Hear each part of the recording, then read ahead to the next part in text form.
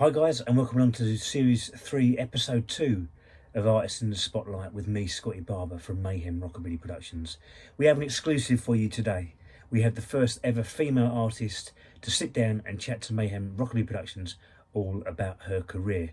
It's the front girl of Lady Luck Lexy and the Riverside Boys, Alexys. Here's what she had to say when I caught up with her just a couple of weeks ago.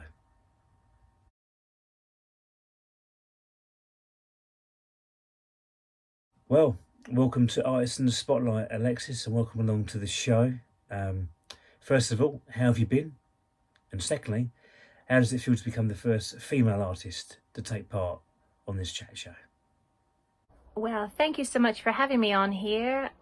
First female artist, wow. That may or may not say a lot about what this country thinks about female-fronted bands. Maybe there's not too many that you can give a lot of credential to. No, it's fantastic. It's a great honor, really. I think we're one of the few bands with a bit of longevity.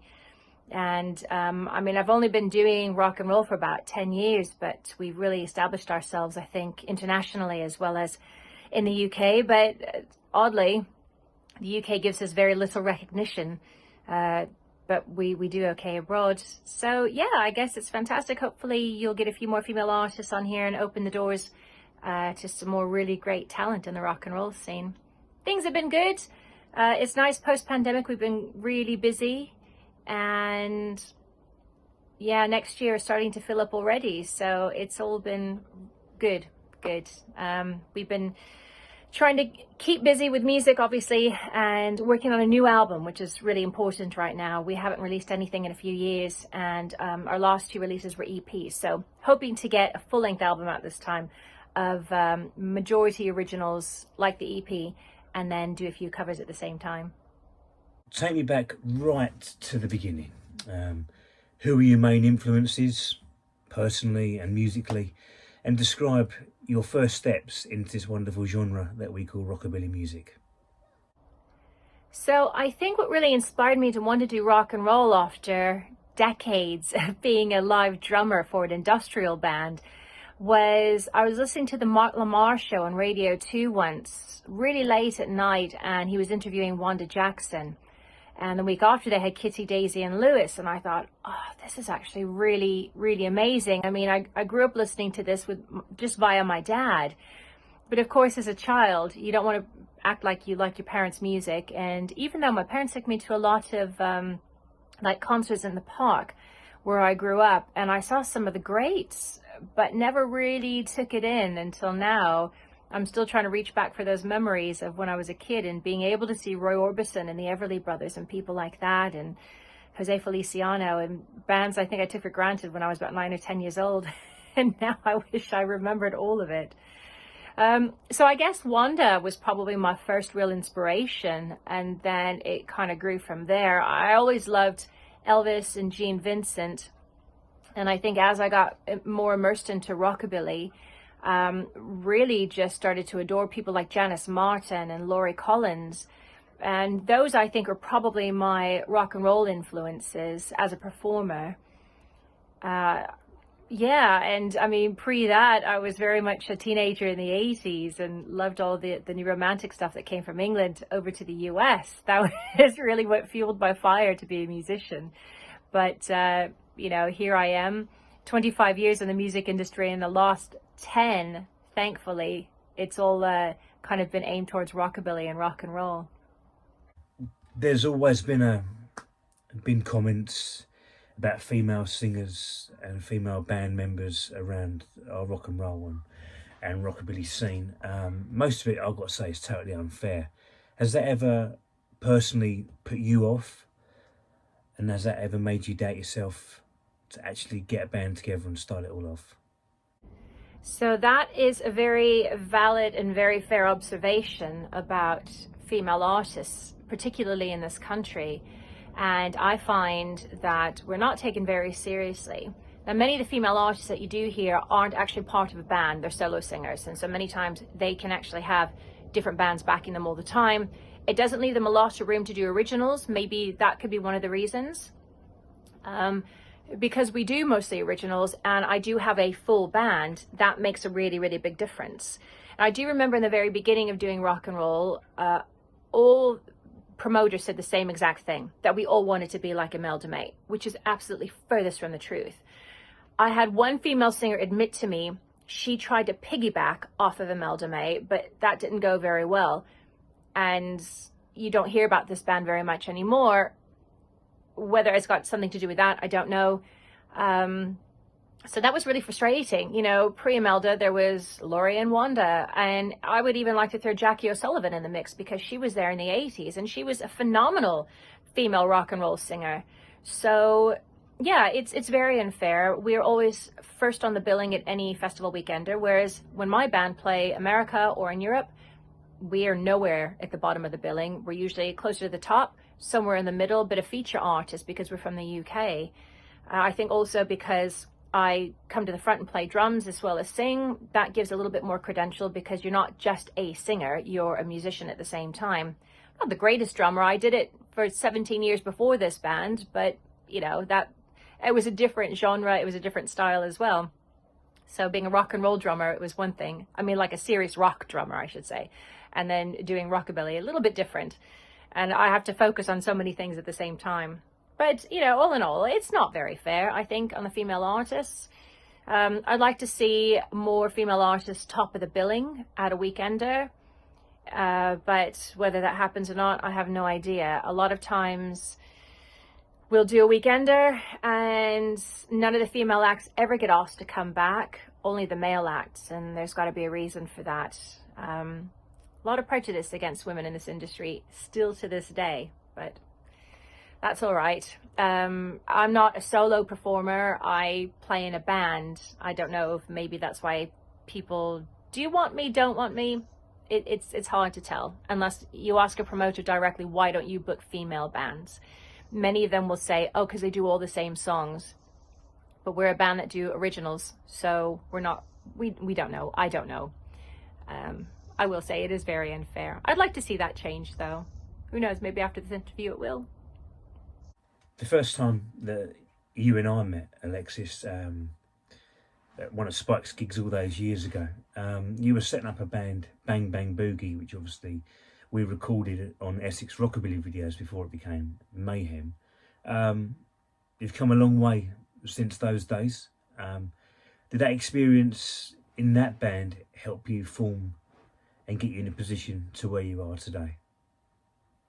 So yes, when we met, that was ages ago. The very first rockabilly band I put together, I was just a singer because I was actually tired of being a drummer. I'd spent nearly 2 decades as a professional touring drummer, and I wanted to sing. I wanted to be in the forefront. And I always remember some of the greats who were drummers before they were singers, Karen Carpenter being one of those. Madonna was a drummer before she was a singer, and a producer said, you should get out and sing a little bit more. You've got a great act.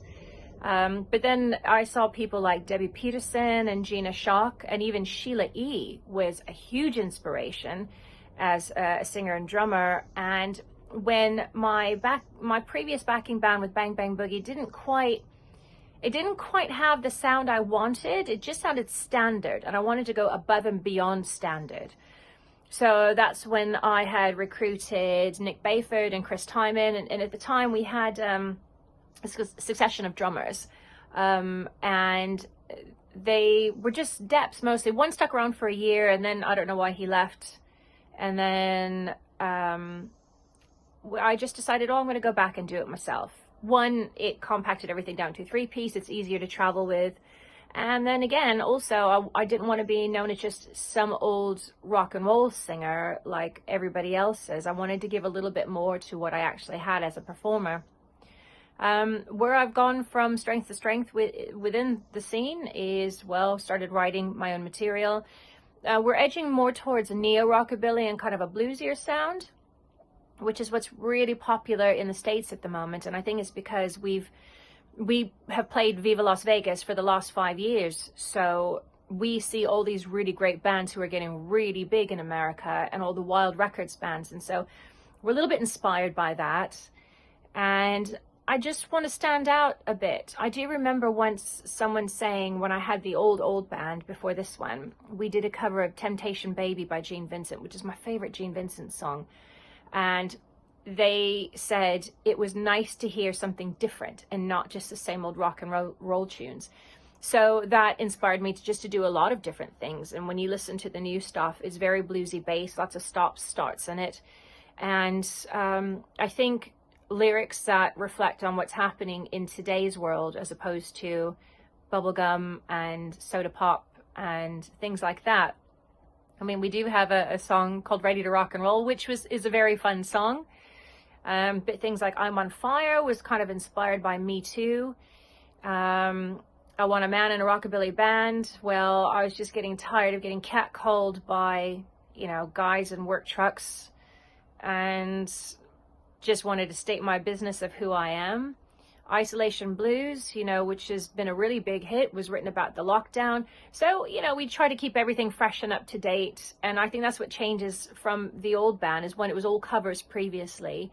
Not although they were fun covers, we do some covers now, but now it's time to get really serious as musicians and just keep writing new material and keep it fresh, and keep people remembering that, women in rock and roll are really important, and we have things to say too, and we bring it out in our music. So, the present day, Lady Luck Lexy and the Riverside Boys. Tell the viewers the lineup. Obviously, I know the lineup, but tell us the lineup, their musical background, and what both the boys bring to your trio. What do they bring to the band? So the band is Lady Luck, Lexy, and the Riverside Boys. And I remember originally I just chose my moniker for when I was DJing, and then thought, well, I'll carry it into a performing nickname. In my old industrial band, I was trying to shed that image of that whole gothic style and just put a little, swing to my name a bit. And then Nick and I had met. We talked about doing music for a long time, but never really got together, and musically, I should say. I mean, we were together, but didn't really think about doing music stuff until a few years in, and thought, yeah, we could really do something special with this. So it was always the top of Nick and I's agenda to have a really good rockin' band. So we did an audition, and that's where we met Chris Timon, who's on double bass. And initially we had Paul Cook for about a year and a half. And then he went off. He wasn't really happy, I guess, where the band was going.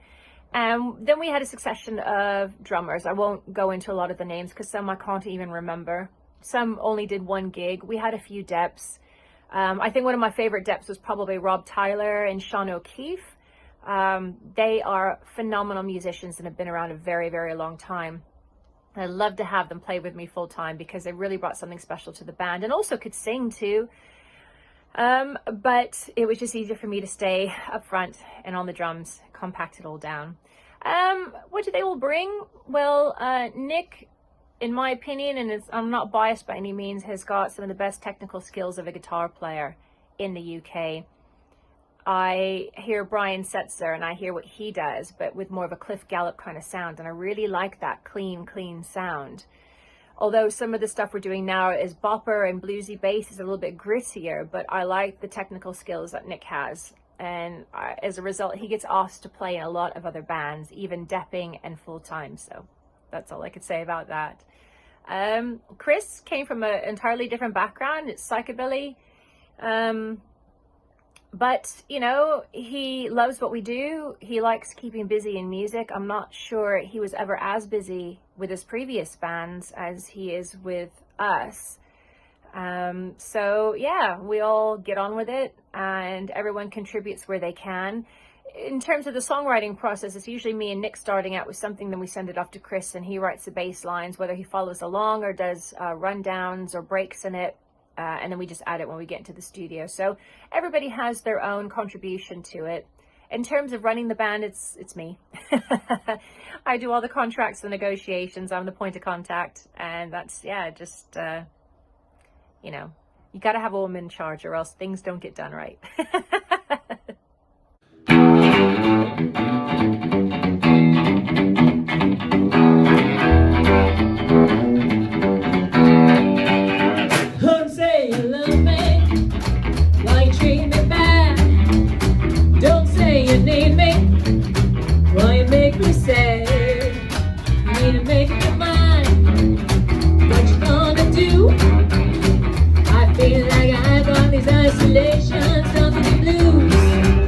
Here's to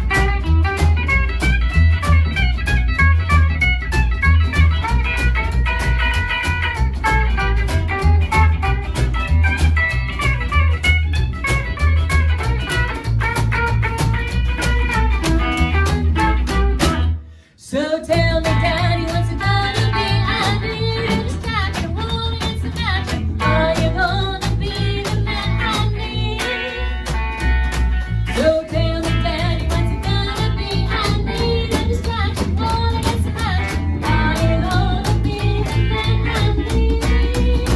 The man I need.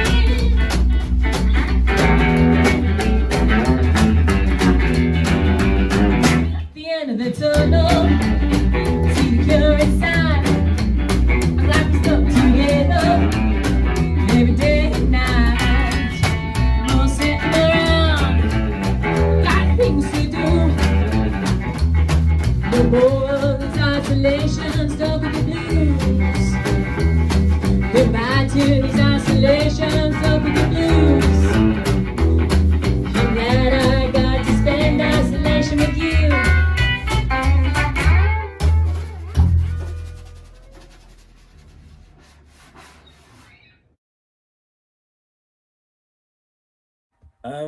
What sort of sound influence do you want to get across with Lady Like Lexy and the Riverside Boys? You know, you've penned some of your own material on obviously on your EP and a couple of versions.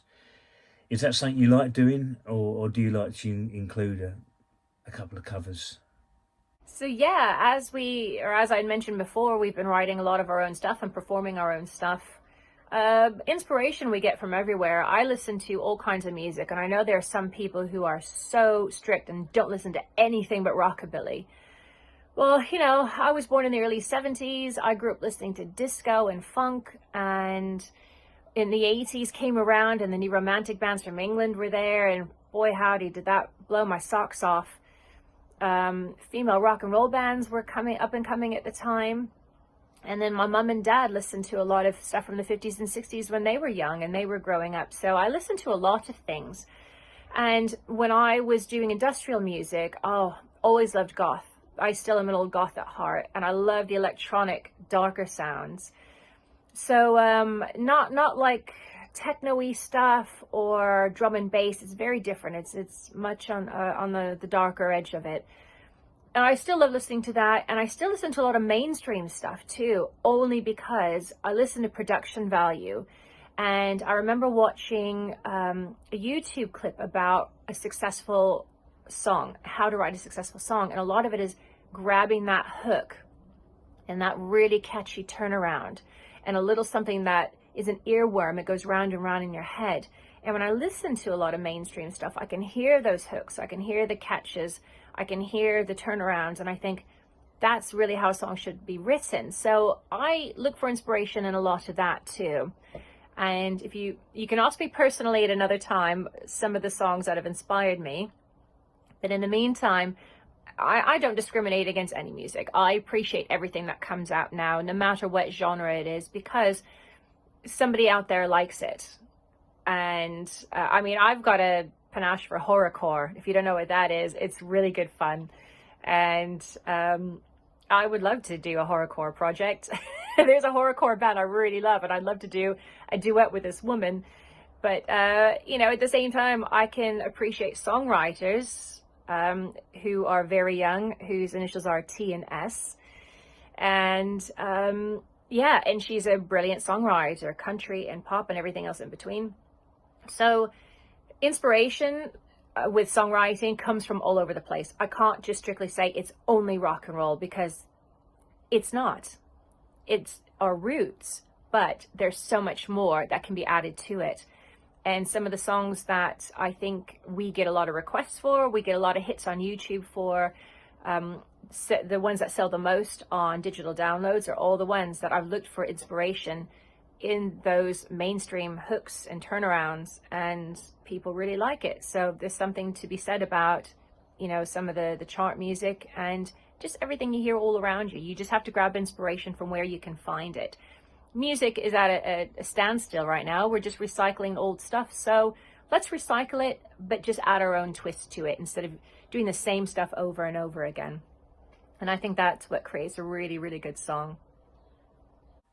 For those that don't know, you are also a online rockabilly DJ. You have your own show on internet radio, so you've DJ'd on the rocking scene. Have you been a DJ on this scene and any other particular scene before you became a performer? So yes, I have been DJing digital internet, I should say internet radio. And I DJ digitally. I'm one of the few DJs in the UK that doesn't DJ vinyl. Not for any other reason, is that I have no room to store decks and vinyl in my own home. I also don't have the budget for it, unfortunately. What I found though is when I DJ at really, really big festivals and I play the same exact music as everyone does on vinyl, but I do it digitally, same people go out there and dance on the dance floor. There's no difference. Some people are just really snobby about it. That's okay. They're allowed to do that. I get to DJ at some pretty big festivals abroad, so I can't really complain. I DJ'd around the same, well, I did rock and roll DJing around the same time I started doing rock and roll singing. However, 1997 is when I joined my first touring band, and around that time, I was in a band that were really, really well known in the industrial scene, and DJ'd a lot of nightclubs in London, in Germany, and in the US. So yeah, I'd been DJing since 1997 really, but it was a different style of music. CDs, still hadn't done vinyl, it was mostly CDs back then. Mostly I did a lot of darker 80s and industrial stuff. Obviously now it's very different. And if you ask nicely, I might show you a photo of me in my old goth years when I was at the height of my career doing industrial music. But yeah, DJing, I think, kind of, I've always had that in me. I like people dancing. I like watching people dancing.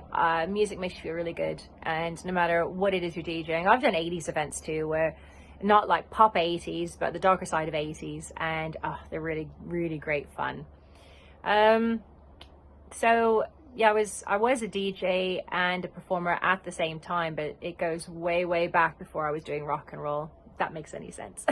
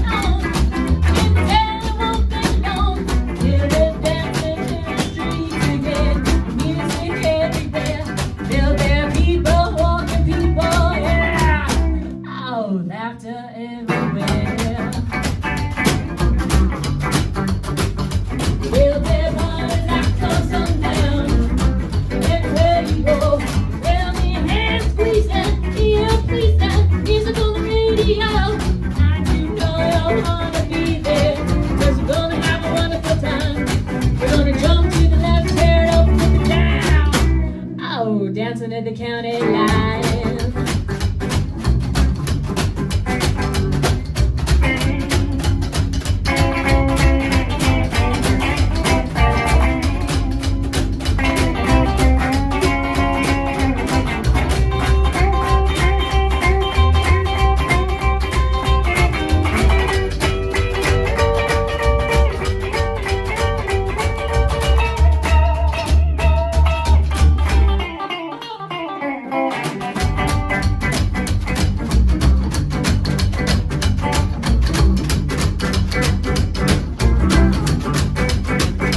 There's a good time coming on. I can feel it in my bones. I said a good time coming on.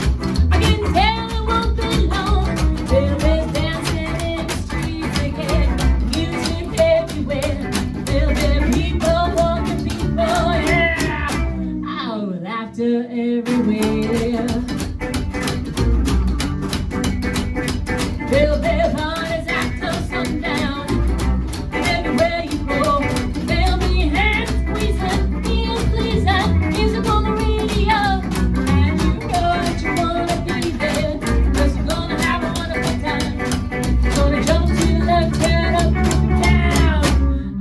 Dancing at the county line.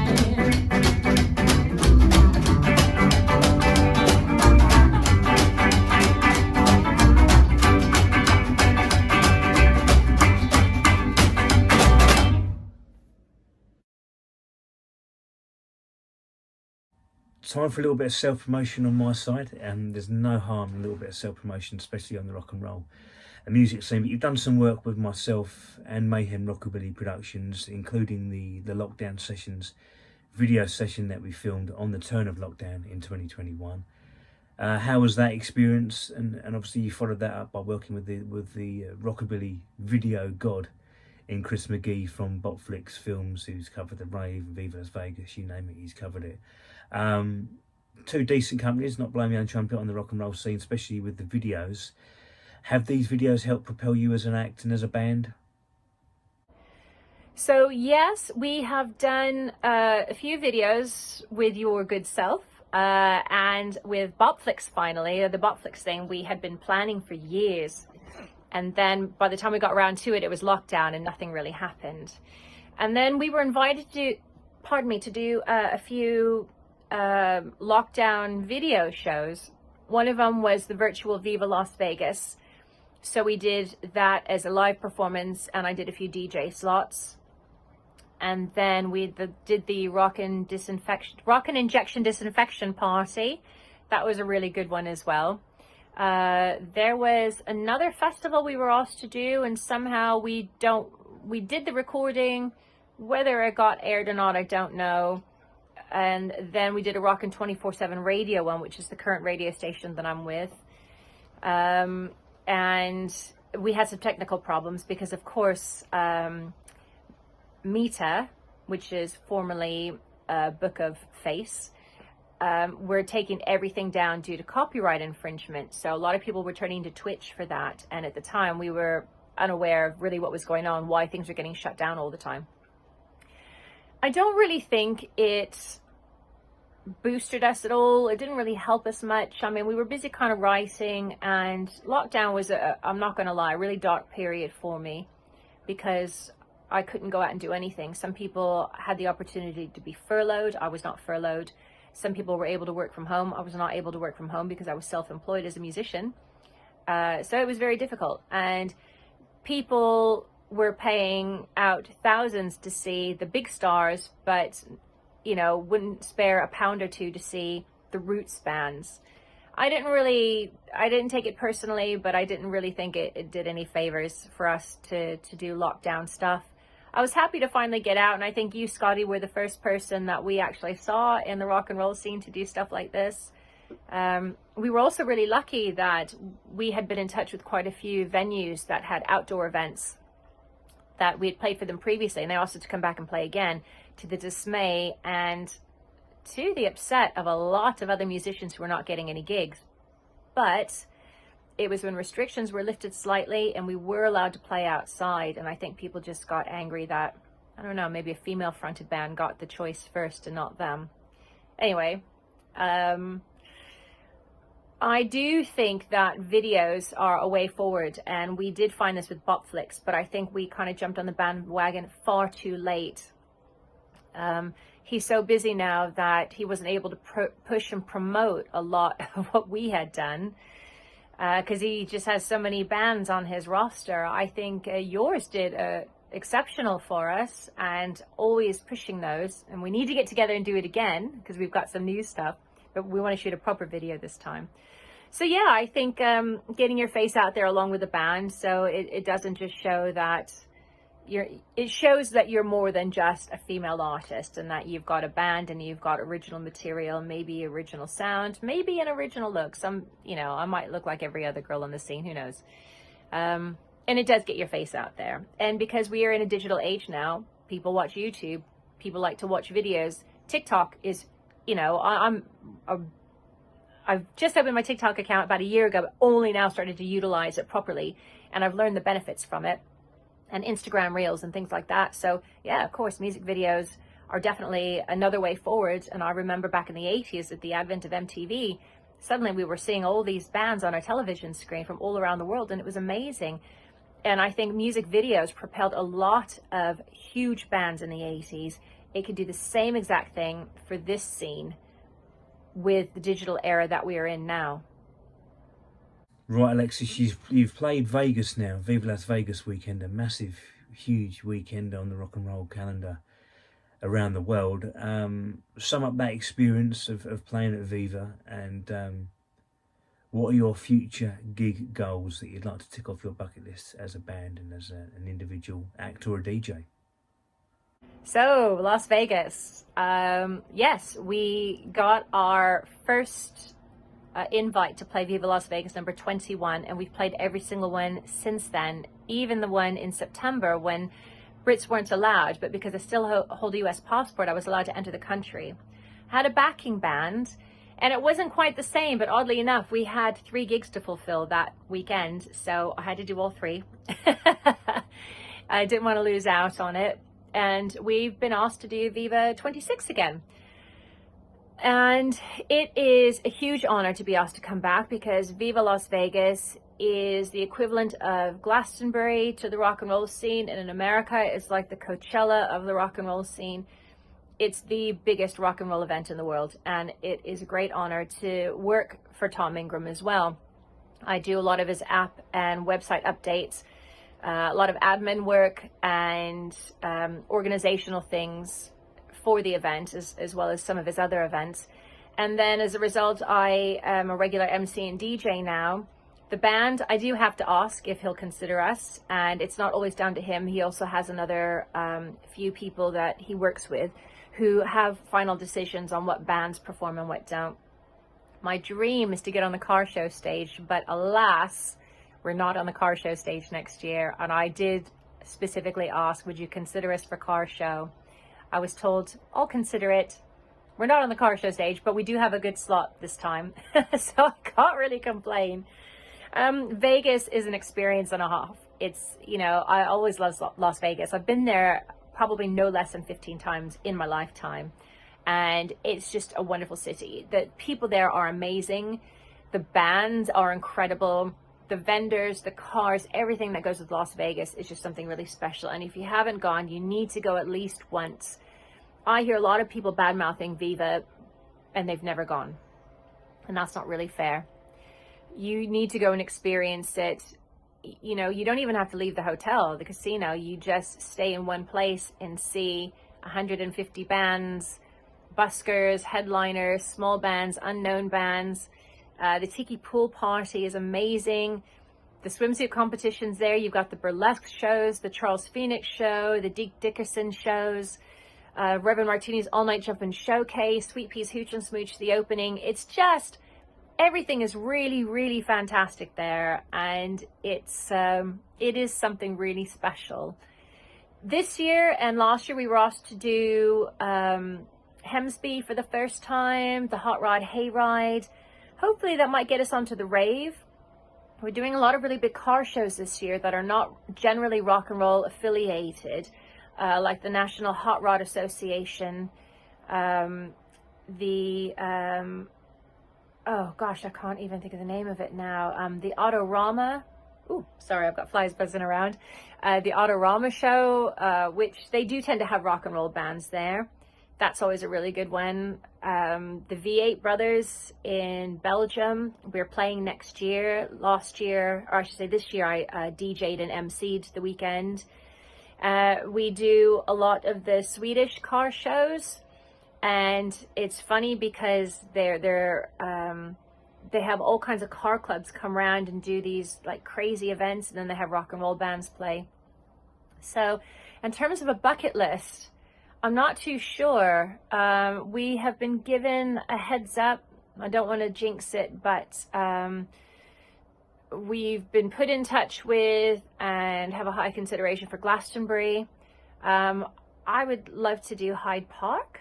I know it sounds weird, but they do have a smaller stage. I think it's called the Rainbow Stage for smaller acts to do Hyde Park. Get you know, support for the right band. That would be really amazing. But bucket list, I don't know. Car show stage at Viva would be phenomenal. Any headline at any big festival would be the icing on the cake. But you know, we'll have to see how that goes. I can't think of anything else really. I was kind of hoping Harry and Meghan might have asked us to perform at their wedding, but it didn't happen. In my last interview with Salvatore, from Toto and the Raw Deals. I did throw in a question of him, of his other outside topics and his hobbies. I like to try and do it to get a little bit more background. It's not all about music. A question here for you, a different sort of question, but you obviously worked for the NHS during the COVID period and you helped vaccinate against COVID-19. I bet that was a really stressful time, busy period, but I also assume a very rewarding role. How was that? So yes, lockdown in the first year didn't do any favors for me. As I said, it really affected my mental health, but I was fortunate enough to join the mass vaccination program and worked for the NHS for a year and a half doing that. And it kept me busy, it kept me employed, it helped to start getting me back on my feet with all the COVID debt from not working for so long. And it was rewarding, although I found towards the end a lot of people, the final, I think, few thousand or so we vaccinated just did not believe in the vaccine. And I understand people's reservations, and I don't want to go into the technical aspects of how the vaccine was created, but it wasn't created overnight. It had gone back over the last 20 years of pre-production due to SARS. So do some research. And then my contract's finished up, and so now I work as a nursing assistant and in a surgical ward in a hospital. So I'm technically a nurse without the nursing degree, and managed to kind of squeeze that in between gigs. But luckily with the nursing, it works around the gigs. I've got a great sister in charge who allows me to do that. It's been a wonderful experience working for the NHS. I'm not afraid to say it's very underfunded and understaffed, and it's because it's not a great paid job. It's a rewarding job, and it feels really, really nice to help people. It is stressful, very, very stressful. It's you don't sit down for a whole 13 hours. And then when I do get home and I relax, and then I think, oh, I've got a gig on the weekend, I can kind of let my hair down and not think about anything else going on a hospital ward. I get mixed reactions when I tell people that I was a COVID vaccinator. Majority have been very positive. And I do remember when we did Viva in April, and we were at Reverend Martini's performing, and one thing I wanted to say is it was a packed house down in the piano bar, and I've never seen it that busy before for any other band, and it was really overwhelming. And I mentioned that during the lockdown I worked as a COVID vaccinator, and I'd never heard a bigger roar of applause in my whole life. And all it was to say was, thank you for getting vaccinated, or else we couldn't have this event. And I got more of a positive response than I had anticipated. I feel really good about it. I feel very strongly about vaccines. I don't have polio or diphtheria or tetanus because of them, and don't want to get political about it. But yeah, it was very rewarding, and it was great working for the NHS. Still work for the NHS. I'd like to work privately. It's not so stressful, but that's okay too. I've got a really, really sexy dress that I have to wear at work. Well, Nick thinks so. Maybe I'll wear it on stage one day. Yeah, aside from that, let's get some raises for the nurses, please. But yeah, my heart belongs with rock and roll, but it's, yeah, long story short, I love working for the NHS. It's very rewarding. It's got a great pension plan too. Right, Alexys, final question here. Thanks for taking part. Thanks for being the first female artist, and as you said earlier on, hopefully not the last female artist in the spotlight. Before I let you go, plans for the rest of 2022, and have you got anything in the pipeline for next year in 2023? Well, thank you so much, Scotty, for having me. This has been great fun. Always good to kind of get that girl power back out into the forefront again, saying that female bands are there. We're here to stay. Don't take us for granted. We are good. I guess maybe for 2023, we do have 3 festivals booked already, including one in Lake Havasu in Arizona. home of the original London Bridge. We have Viva Las Vegas next year and V8 Brothers, and that's what we have booked in for festivals so far. And I think we have 2 normal gigs, but they're like big old dayer gigs booked in so far. We'd like to do some more. We're hopefully going to put out the new album maybe for a Viva release date. We haven't quite decided yet, because we'll be in the States before then doing a short tour when we do the Rockabilly Reunion Festival. So it'd be great to release it there, but Viva releases always do really, really well for us. So we're going to have, as I said, a brand new album. It's going to be full length. Most are going to be originals. We're going to do a handful of really fun covers on that. Still trying to get some artwork together and some new merchandise. Any suggestions, throw it at us, get in touch. And if you want to get in touch with the band as well, Scotty will put all our details on there, won't you, Scotty? Otherwise, you can go to www.ladylucklexy.com, and it's Lexy with a Y, not an I. And then, of course, you can find us on all the socials. Lady Luck Lexy and the Riverside Boys for Facebook, Instagram. I'm on TikTok as well. A little bit of Twitter, but not too much, because Twitter is just far too much.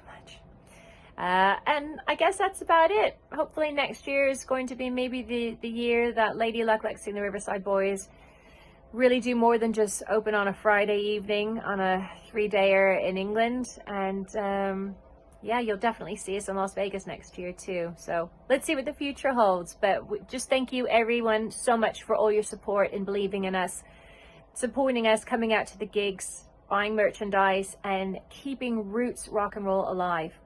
And thanks so much, Scotty, for having me on here. Really appreciate that.